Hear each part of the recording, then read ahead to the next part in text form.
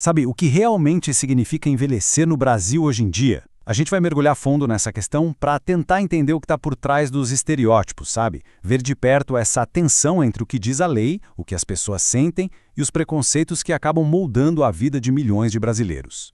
E é aqui que o assunto começa a ficar interessante. Porque, de um lado, a gente tem um monte de leis para proteger, mas do outro, a realidade do dia a dia nem sempre é essa maravilha. É exatamente essa diferença, sabe, entre o papel e a vida real que a gente vai explorar agora. Bom, para a gente poder falar dos desafios, primeiro a gente precisa combinar o básico, né? Quem, de acordo com a lei, é considerada uma pessoa idosa aqui no Brasil? Olha, a lei é bem direta nesse ponto.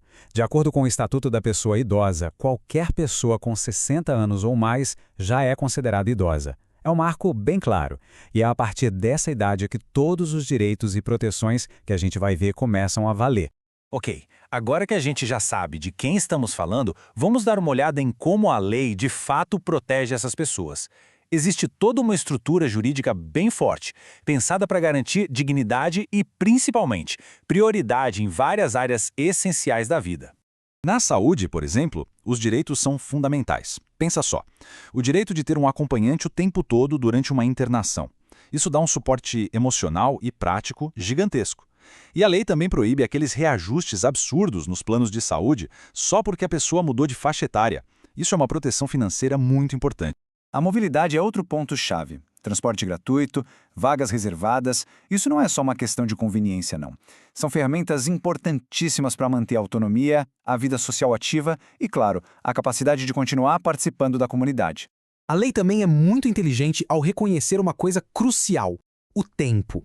Para uma pessoa idosa, o tempo corre diferente. Então, dar prioridade em processos na justiça ou na hora de receber a restituição do imposto de renda é um jeito de garantir que os direitos e o dinheiro cheguem a tempo, quando a pessoa mais precisa. E tem mais. Para combater situações de abuso que infelizmente acontecem, existe um canal de defesa que todo mundo deveria conhecer, o Disque 100. É uma ferramenta vital, um jeito direto de denunciar violência, maus tratos, negligência, enfim, de proteger quem está mais vulnerável. Até aqui, a gente viu o que a lei diz, o que está no papel. Mas a lei é só uma parte da história, né?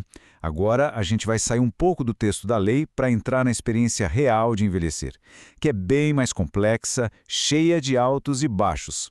E essa dualidade fica muito clara aqui. De um lado, existe um potencial enorme. A chance de socializar mais, de ter o conhecimento e a experiência valorizados, de ter mais tempo para lazer, para fazer um trabalho voluntário, mas do outro lado vem o peso do isolamento, os desafios da saúde, a pressão das contas que não param de chegar. Viver a terceira idade é, muitas vezes, navegar entre esses dois extremos. Isso tudo nos traz a grande questão, né? Se o Brasil tem um estatuto tão completo e se envelhecer pode ter tantos lados positivos, por que a gente ainda vê tanta solidão, tanta dificuldade financeira e tanta vulnerabilidade entre os idosos? O que está acontecendo? A resposta para essa pergunta está numa barreira que muitas vezes é invisível, mas que tem uma força gigantesca: o etarismo. É esse preconceito que, na prática, acaba enfraquecendo o poder da lei e tornando todos os desafios ainda maiores. O nome pode até soar um pouco diferente, etarismo ou idadismo, mas a ideia é bem simples de entender. É o preconceito contra uma pessoa por causa da idade dela. Simples assim. É uma discriminação tão real quanto racismo ou sexismo, só que muitas vezes a gente normaliza, sabe? A sociedade acaba ignorando. E como isso aparece no dia a dia? Bom, de várias formas. Aparece no mercado de trabalho, quando profissionais super experientes são deixados de lado. Aparece na saúde mental, com aqueles estereótipos que acabam com a autoestima da pessoa. E talvez o mais cruel, aparece na invisibilidade social, quando a nossa cultura valoriza tanto a juventude que as necessidades e os desejos dos mais velhos simplesmente se tornam transparentes. Então, o cenário que se desenha é este. De um lado, leis muito fortes. Do outro, um preconceito cultural muito profundo. E é isso que nos leva a uma última reflexão.